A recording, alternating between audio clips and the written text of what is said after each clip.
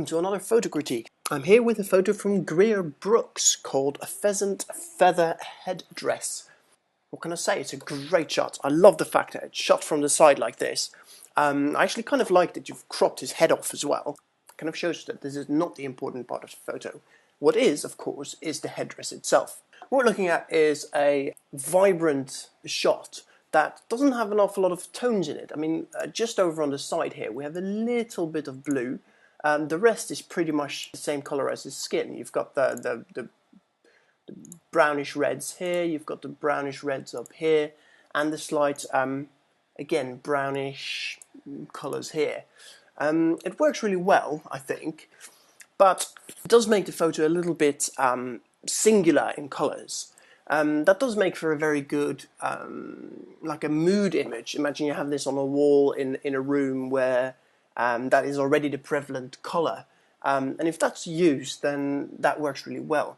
However, standing on its own, I almost think this is a little bit on the boring side, to be honest. It's got a lot of color, but it doesn't really do it for me. If you have a quick look at this in black and white, if you lose the colors altogether, you get a little bit more monochromatic about it, which actually sort of works in this photo because it was already quite monochromatic. But now you're not getting distracted by the colors. I mean, obviously, if you look at it in black and white, you would probably have to ramp. There you go. You'd have to ramp it up a little bit, but you get a much more impactful photo.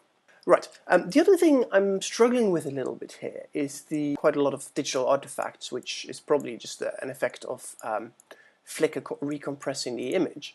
But the other thing we get is that just around the feathers here, we have this really weird line around it, as if the photographer is trying to over-sharpen the image a little bit.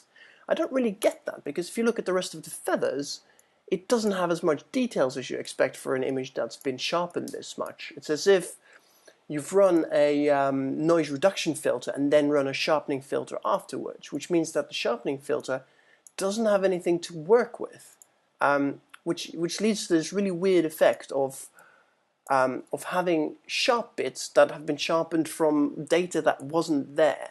I don't know if this is because the image was slightly out of focus. If we have a quick look, it was shot at f4, so maybe, you know, it was ever so slightly out of focus, but then when you look at his skin here, you can see that there is quite a lot of detail. There's a little bit of fringing around the front here as well.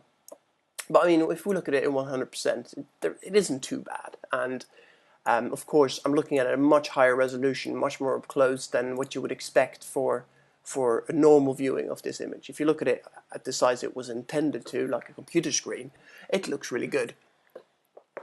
I would take a closer look at this. I'm not entirely sure about the idea of cropping the feathers off altogether, but then that is the key part of the image, and I don't really think it would be enriched all that much. If we assume that all the feathers are of the same length, then you get a very weird shaped image if you don't crop in on it, so I can't really fault you for that one. The other thing I would have a quick look at, if you can, is the horizon or whatever you have running right in front of his nose here. If you look at it in black and white, it becomes a little bit clearer. If you, oops, I lost it then. If you look at it in black and white, it becomes a little bit clearer. You see there's like a darker ridge here. I would probably just edit that out. It doesn't add much to the image. I think this picture has a lot of impact and a lot of potential. The only thing I would take a look at is maybe you could consider showing this off as more of a set. So show it with other photos from the same trip. When seen in context, maybe you get even more out of this particular photo. It's a great start. I would take a closer look at the sharpening or de-sharpening artifacts or whatever has happened there, and do consider having a closer look at it in black and white. Right, thank you very much for submitting your photo for critique, and I hope this has been useful. Cheers, bye.